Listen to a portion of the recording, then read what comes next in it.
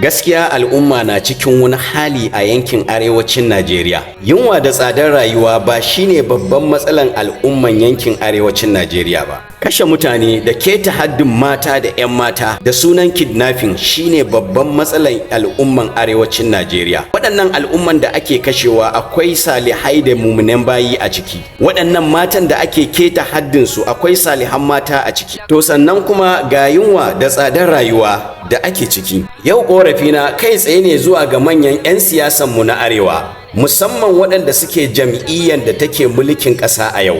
Allah ne ya ƙaddara shugaba Bola Ahmad Tinubu ya zama shugaban ƙasar Najeriya.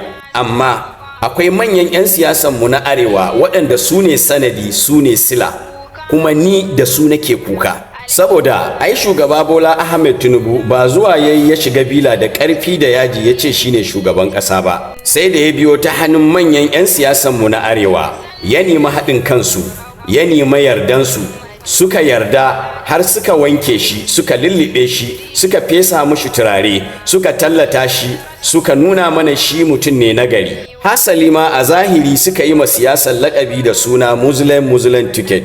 Amma a baɗini ba don maslahan musulmai da al'umma ne aka bata wannan suna ba. To ina kiran ku da babban murya, kun dai ga halin da al'umman ku na Arewa suke ciki na rashin aminci da tsoro da tsadar rayuwa. Kun ja baki, kun yi shiru, kun yi gum kaman ba ku a Arewan.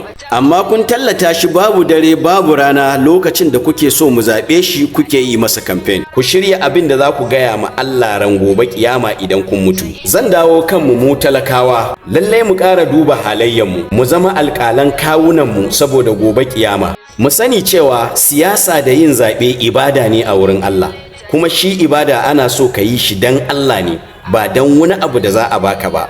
Saboda kuɗi da abinci da suke kawo mana lokacin zaɓe shi ke mantar da mu irin wahalan da suka bamu. Kenan ya nuna ba don Allah mu ma muke yin zaɓen ba. Ni, kai, mu ya kamata mu gyara halayyarmu, mu riƙa yin abin da ya zama wajibi a kanmu lokacin siyasa da yin zaɓe. Mu riƙa jahadantar da zuciyoyinmu.